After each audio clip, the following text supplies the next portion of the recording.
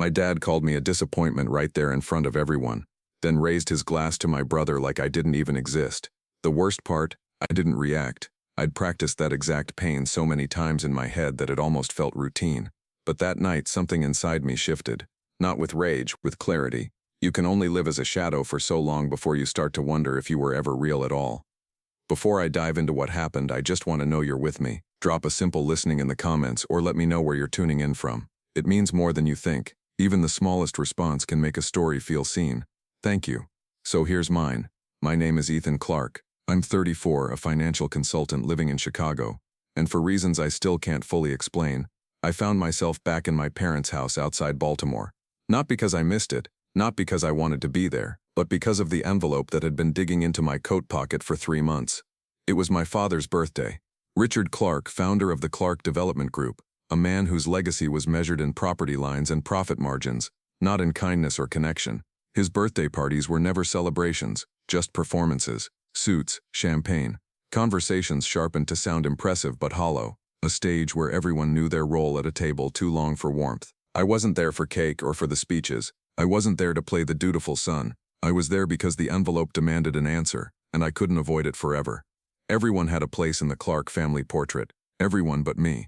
Nathan, the eldest, confident, strong-jawed, already running the Boston branch of the company, my father's clear heir. Layla, the youngest, bright, charismatic, the kind of person who made even strangers feel like they belonged. Even my father admired her.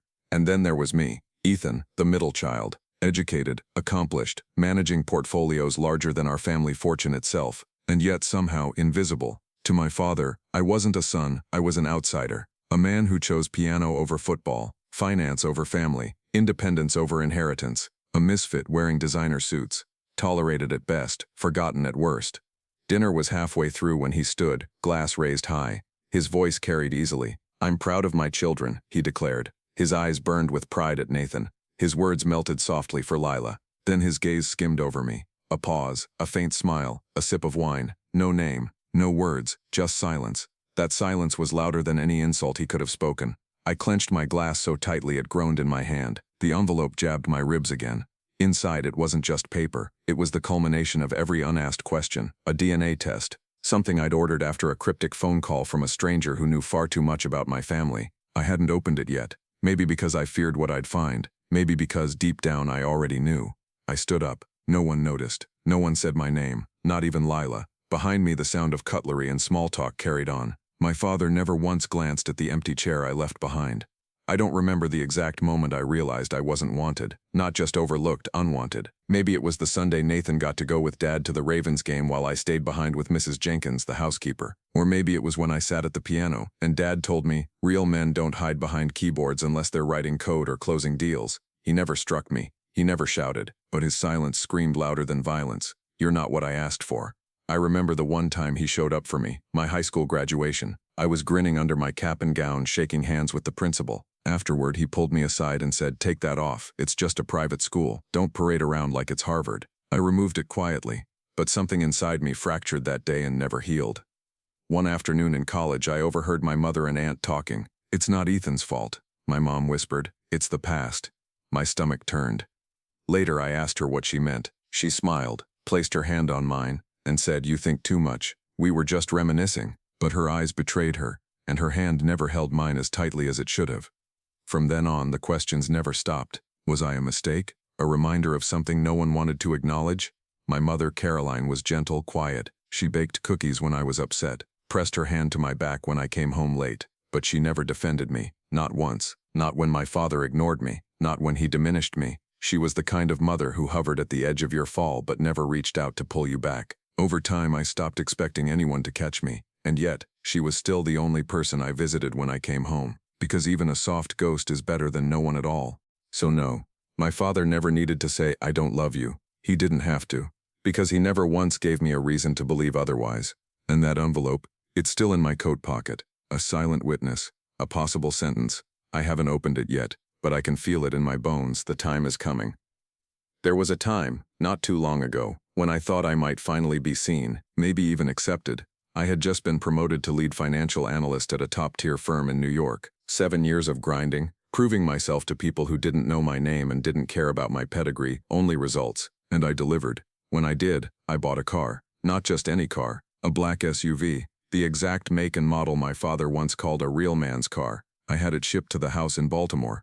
Included a small card with just one line, "I hope this makes you proud." A week passed. Nothing. No message, no call, not even a word through Lila, just silence. Then my mother texted me, "Your father put the car in the garage. He said, well, it's nice enough." That was it. I swallowed the sting, told myself silence was better than rejection. At least he didn't return it. At least he kept it. That had to count for something, didn't it? But the illusion didn't last long. A few weekends later, I visited home unannounced. I walked through the backyard and heard my father laughing with a few of his old business buddies, scotch in hand, posture relaxed, like he actually enjoyed being alive.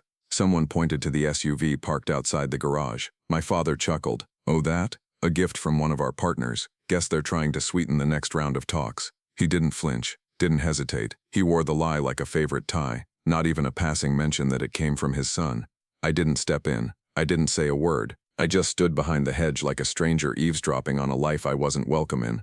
Later that night, Lila tried to defend him. "He's not great at expressing things," she said, "but I swear he liked it. He just doesn't know how to show it." But that wasn't true. I had seen him express pride, love, joy, all of it, just never for me. And I was starting to understand why. It started with curiosity, nothing more. A trend in our industry, ancestry kits, DNA tests, genetic heritage breakdowns. I sent one in, thinking I'd learn something about where my bloodline came from. When the results arrived weeks later, I saw a sentence that changed everything. No direct paternal match found with the listed father. I didn't panic. I didn't cry. I just stared at the screen as the walls of my life quietly rearranged themselves. I didn't tell anyone, but the seed of doubt had sprouted, and it kept growing, wrapping around every memory I thought I understood. So one afternoon I went back home, slipped into the upstairs bathroom, found my father's brush, pulled a few hairs, wrapped them in a paper towel, and left. I sent them to a private lab in Manhattan. 3 days before his birthday, the envelope arrived. Thick, heavy. I haven't opened it. It's on my desk now, beside a pen I haven't touched, and a photo of my college graduation he never attended. That car, that gesture of gratitude, that silent, "Do you see me now?" It had become just another prop in his story, a convenient lie to keep up appearances. And for the first time, I didn't just feel hurt, I felt used. Not rejected, repurposed. I left the party like someone stepping out of a burning building. No urgency, no panic, just that quiet, numb kind of exit you make when you finally accept that nothing in there is worth salvaging. The hotel room was dimly lit, neat, impersonal. The envelope lay on the desk like it had been waiting. I sat across from it, the air thick with something I couldn't name. "If he's not my father," I whispered to no one, "then who am I in this family?" Memories don't hit all at once. They creep in like water under a door. The time he called Nathan the one who will carry the name, and told me I should learn to cook so I wouldn't starve. The day I brought home a state-level economics award and he said, "Data doesn't speak truth, it just reflects noise." I used to think he was just tough. Now I knew better. I hadn't been growing. I'd been proving. Every certificate, every promotion, every carefully measured success. It wasn't for me. It was for him. Or rather, for the version of me I thought might finally earn his approval. It wasn't growth. It was penance. That night, I picked up the phone and called my mother. I don't even know why. Maybe I just wanted to hear someone breathing on the other end. She answered on the third ring. Her voice was tired, soft. "Mom," I asked, "have you ever even once felt like I didn't belong in that house?" Silence. A long pause. Then finally, she said, "Ethan, there are things I can't say aloud in that house, but you were never a mistake." She didn't elaborate. She didn't need to. I sat in the dark, phone pressed against my cheek, and felt my pulse echo in my throat. The next morning, I drove back to the house. My mother had asked me to pick up some old paperwork from the study. The SUV sat in the driveway, clean, polished, pristine. An elderly neighbor walking his dog passed by and gave me a friendly nod. "Richard's new ride, huh? Heard a business partner gave it to him. Fancy folks like him, they get all the perks." I didn't reply, just smiled faintly. My tongue pressed against the roof of my mouth, holding back whatever wanted to spill out. Later I found Lila in the kitchen. She was peeling apples like she always did when she was avoiding something. "I heard what he said," I told her. She flinched. "He didn't mean anything by it," she murmured. "It's just easier for him to explain it that way. You know how Dad is." "No," I said quietly, "I really don't." Because this wasn't about emotional restraint anymore. This was deliberate, calculated erasure. As I walked past his office, I heard his voice through the slightly open door. "Ethan," he said into the phone, "he doesn't understand what real value is. That boy lives to prove himself, not to build anything lasting." It was the kind of sentence that feels almost small when you hear it, but it slices clean through your skin. He didn't say my son, he said that boy. It hit me harder than I expected. I left the house with nothing in my hands, nothing except a truth I hadn't been ready to admit. Maybe I didn't need to open the envelope. Because sometimes, when someone has already decided you're not family, the blood you share, or don't, stops mattering. I sat by the hotel window alone. The envelope in my hand was worn at the corners. 3 days, that's how long it had been since it arrived. I'd held it every night, turned it over, memorized the weight of it. I hadn't opened it, not because I was afraid of what it might say, but because somehow I already knew. This wasn't proof anymore. It was release. And yet I kept hesitating, like some part of me still needed someone else to say it first. What haunted me wasn't the test result itself. It was the possibility that Richard Clark, my father, legally might have known all along. If he did, then everything made a cruel kind of sense. The coldness, the dismissals, the strategic silence, the way he looked past me, like I was just a shadow getting in the way of his light. I thought back to all the times he could have said something, anything, that resembled affection. He never did, not once. And if he'd known from the start that I wasn't his, then none of it had been accidental. It hadn't been indifference. It had been a choice, and I was the casualty of that choice. I needed to talk to someone. I called Nathan. We met at his office. Glass walls, leather chairs, the scent of expensive cologne and success. He sat across from me, hands folded, waiting. I danced around the question until I finally asked, "Did you ever notice anything off about the way Dad treated me?" Nathan didn't blink. "You don't fit his mold, Ethan. That's it. You chose a different life. It's not personal, it's practical." His tone was clipped, professional, like he was analyzing a stock portfolio, not his own brother's emotional scars. I stood to leave, but as I reached the door, he added without turning around, "If you're thinking of doing something reckless at the party this weekend, just remember, not everyone's ready for the truth." That stopped me cold. It wasn't advice, it was a warning. That night, back at the hotel, I sat with that thought. The truth. What would it change? Who would it hurt? And why did part of me still want to shout it from the rooftops? Then there was a knock at the door. It was Lila. She looked pale, nervous. She held something in her hand, a small envelope, yellowed with time. "I wasn't supposed to find this," she said, "but I did. A few years ago, when I helped Mom clean out the attic, she handed it to me without another word. It was a letter, dated 33 years ago, from a man named Robert Ellis." The handwriting was careful, emotional. I unfolded it slowly. "If you are pregnant, I will take responsibility. Even if we can't be together, I want you to know I'll do what I can. Just don't let the boy grow up thinking he doesn't belong. Ohio State Engineering Department." The timeline lined up exactly with the months before I was born. I stared at the paper as if it might suddenly rewrite itself. It didn't. It just sat there, raw and undeniable. I didn't cry. I didn't shout. I just felt still, not broken, not even betrayed, just confirmed. I looked out the window again, but the city didn't look the same anymore. The lights were colder, the streets more distant. I had always thought I was the family's failure, the disappointment, but I was never a failure. I was a deletion, a mistake someone tried to erase without making a sound. Edward didn't just tolerate me. He eliminated me inch by inch from every family memory he could control, not by saying I didn't belong, but by never saying I did. And now I knew. I didn't need DNA results to tell me anymore. I had the letter.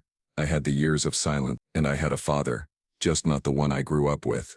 But most of all, I had the truth, and sometimes that's heavier than any lie. 2 days before the big party, I sat in a quiet corner of a small cafe in Philadelphia, the kind of place where time feels slower and memories find you whether you want them to or not. My coffee had gone cold. I wasn't drinking it, just holding it like a prop in a scene I'd played too many times. I kept thinking back to a family meeting 10 years ago. We were all gathered in the grand dining room of the Callahan estate. The air was thick with pride and expectation. That was the day Edward Callahan, my father, stood up before everyone and made his declaration.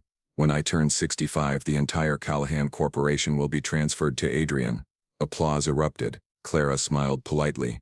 Adrian looked humbled but triumphant. And me, I was at the peak of my career then, freshly featured in the Wall Street Journal for a piece on emerging financial strategies, and yet I wasn't mentioned, not even in passing, like I didn't exist. That memory felt sharper than ever now. Later that day, I went to visit Mr. Donovan, our family's longtime attorney, a stoic man with decades behind him. He had handled every contract, every trust, every secret. I asked him directly about the will, about my place in it. He didn't answer. Not really. Instead, as I stood to leave, he simply said, "Some things are written, not to be fair but to preserve order." Those words stayed with me. Order. That was what the Callahan name had always been about: status, image, legacy, and I had never fit into that neatly ironed idea of order. That night Clara called. She asked me to meet her outside the house. Her face was pale, eyes tired. She took a long breath before saying what she had kept for too long. "There's something you should know. When Mom got pregnant with you, Dad told her to terminate." I didn't say a word. She refused. He never hit her, never screamed, but from that day on, the silence began, and it never ended. I felt like the air around me had collapsed. Every cold glance, every passive dismissal, every moment I thought I wasn't enough. It had never been about my grades, my career, or my attitude. It had been about my existence. I was allowed to live, but not allowed to belong. Every time he looked at me, he didn't see he saw a deviation, a threat to the narrative he'd built. The next morning I opened my laptop, and there it was, an email from an unfamiliar address, Robert Hayes. The subject line was simple: "If you want to meet." The body of the message was even simpler: "Ethan, I don't want to intrude on your life. If you'd ever like to talk, I'm willing to come to New York next week, but I understand if you don't. I just wanted to offer you the choice. No grand declarations, no attempts at emotional redemption, just respect." A tone I had never received from the man who raised me.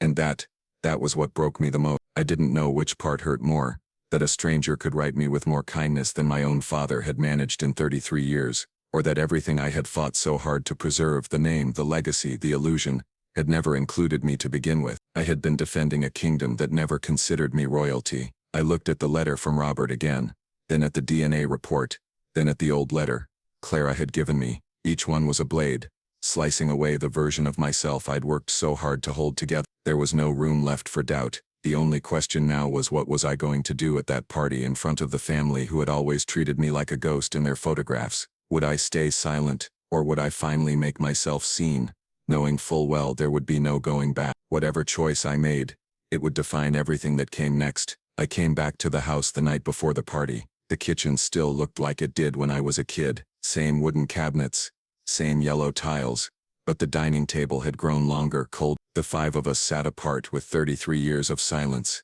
stretched between every chair. Dinner started with the usual formalities. Dad asked Adrian about his recent acquisition in Chicago, then turned to Clara and inquired about her charity fundraiser. His voice was warm, familiar, the way it always was with them. Then he turned to me. The smile didn't reach his eyes.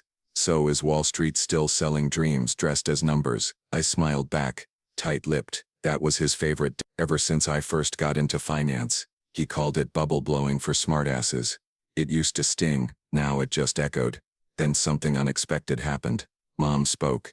"Ethan was just appointed to the Strategic Advisory Board at Morgan Lincoln," she said, voice steady. "He's the youngest member they've ever had." The room fell silent for a beat. I didn't look up. I didn't need to. I could feel Dad's eyes, feel them calculating, deciding how to spin them. He set down his utensils, gave a short nod, and muttered, "They'll let anyone in these days if they're trying to meet a diversity quota." Just like that, I felt myself disappear from the table. After dinner, I stepped out into the garden. The sky was bruised with clouds. Edward stood by the old fountain holding a glass of wine. I approached him, no longer needing to pretend. "You knew I wasn't your biological son, didn't you?" He didn't flinch, didn't blink, just said, "I gave you my name. That's more than most would." Then he added, slow and deliberate, "If you plan to ruin tomorrow's party, know this: you won't just lose your father, you'll lose your name."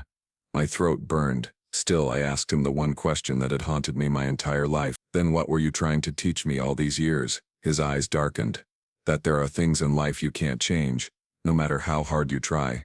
Back at the hotel, I sat by the window and opened Daniel Harper's email again. My fingers hovered over the key. Then slowly I typed, "I'm not ready to meet yet, but thank you.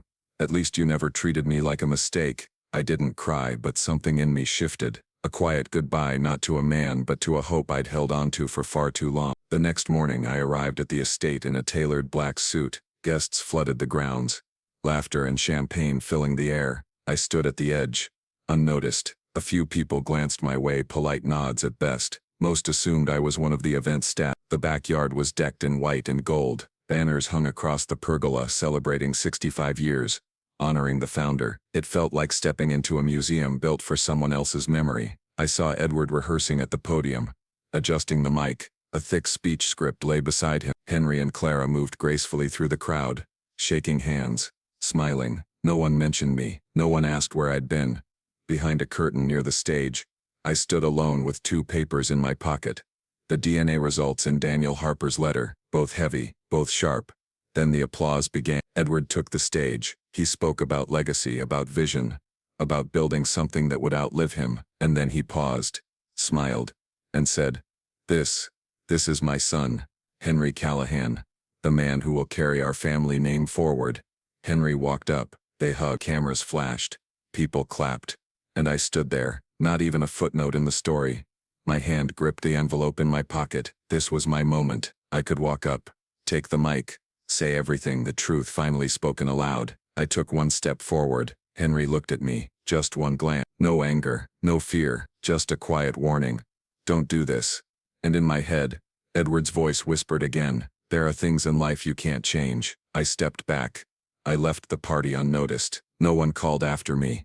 At the hotel, I peeled off the name tag from my lapel, Adrian Callahan. I dropped it into the trash. Then I opened my laptop and drafted an email to Mr. Bennett, our family's attorney. I won't be pursuing any inheritance. The thing I wanted from this family was never theirs to give. I signed it with my real name for the first time, Adrian Harp. A week had passed since the party. I was back in New York. There was no rage, no tears, just a hollow quiet that followed me everywhere. People think that speaking the truth is supposed to feel like a release, but sometimes all it leaves behind are broken pieces nobody wants to pick up. Then the phone rang. It was my mother. She didn't apologize, didn't defend herself or Edward. She just said, "Adrian, can you come home? Not to talk to your dad, just me." I agreed, but I didn't step foot in the main house. We met at the old bakery on Athen and Maple, where she used to take me after every school exam. She looked older, not in the way of wrinkles, but in the way she carried silence. She told me that the day she found out she was pregnant with me, she stood by the lake for nearly 2 hours, not because she wanted to jump, but because she didn't know if I deserved to be born into this. And for the first time in my life, she cried, not as my mother, not as someone's wife, but as a woman who once made a choice that cost her everything. That night, I returned to my apartment. There was a letter waiting from Daniel Harper. Handwritten, no flowery language, no demands, just one line that stuck with me. "Adrian, you don't have to forgive anyone, but don't let them teach you how to carry pain." I folded the letter and sat in silence. I couldn't tell if I felt lighter or just undone. He wasn't trying to save me. He was giving me permission to stop pretending I didn't bleed. A few days later, I visited my grandfather's grave. I didn't expect to see anyone there, but Henry and Clara were standing by the headstone. Clara looked uneasy. She approached me, eyes lowered. "I'm sorry for keeping that letter. I was scared. I thought if you knew, you'd leave for good." Henry said nothing. He simply reached into his coat pocket and handed me a key. No words, just the weight of it in my hand. It was for one of our father's private storage rooms. Inside, I found boxes of old files, mostly business, but in the corner an envelope marked personal. Inside were letters, dozens of them, all addressed to me. None ever sent. One half-finished read, "If I die before I can fix what I've done, I hope Adrian understands. I was more of a coward than a bad father." I sat on the floor for hours, the envelope in my lap. No apology could change what had been lost, but cowardice, in its own way, is a confession. It means he knew, he just wasn't brave enough to face it. It was a crisp morning when I decided to drive to Ohio. The leaves were beginning to turn, and the sky had that pale blue stretch that made everything feel quieter. I wasn't looking for a father. I just wanted to know I hadn't begun my life as someone's denial. In my coat pocket was a letter I'd once written to Edward, never sent. It had one line. "You had a choice. You didn't choose me." Halfway to Columbus, I stopped at a rest area, lit the letter on fire under a maple tree, and watched it curl into nothing. I didn't need him to choose me anymore. I had already chosen myself. Before arriving, I detoured past my old high school. The place still smelled of old textbooks and polished linoleum. Mrs. Hartwell, my literature teacher, was walking toward the front door when she saw me. She smiled. "You've always reminded me of your mother more than anyone." It was such a simple thing to say, but it hit somewhere deep. All my life I thought I didn't fit. Maybe I was just planted in the wrong soil. Eventually I pulled up to a small wooden house nestled behind rows of red maples. I didn't knock right away, just stood there breathing. Then the door opened. Richard Cole looked exactly how I imagined. Gray-haired, kind and calm. "You want coffee?" he asked. I brew it strong. No embrace. No awkward explanations. No talk of DNA. We sat by the window, two strangers, two men watching the world go by through steam-fogged glass. No one tried to fix anything. A few days later, I was back in New York. On my desk sat a digitally rendered photo. A boy, me, sitting in my mother's lap laughing, a moment I never had, now imagined into existence. I opened my personal podcast recorder and hit record. If you've ever wondered whether you're worthy of love, let me tell you this. You don't need anyone's permission. You don't need a bloodline. You don't even need a name. You just need to believe that you matter and then write your own story. I paused. Then I ended the recording. No longer Ethan Caldwell, just Ethan. That's all I have for now. Thank you for staying with me through every word, every pause, and every moment of silence I've carried for years. If you've ever felt like love came with conditions, or that your worth had to be proven just to be seen, if you've ever stood in a room full of people and still felt invisible, or maybe you haven't lived it, but you understand it, you've witnessed it, or your heart simply knows how this pain might feel, just comment, yes, believe. Sometimes that's all it takes to say, I hear you. I've been there. You're not alone. And if you feel like sharing your own story, please do, or just sit with mine.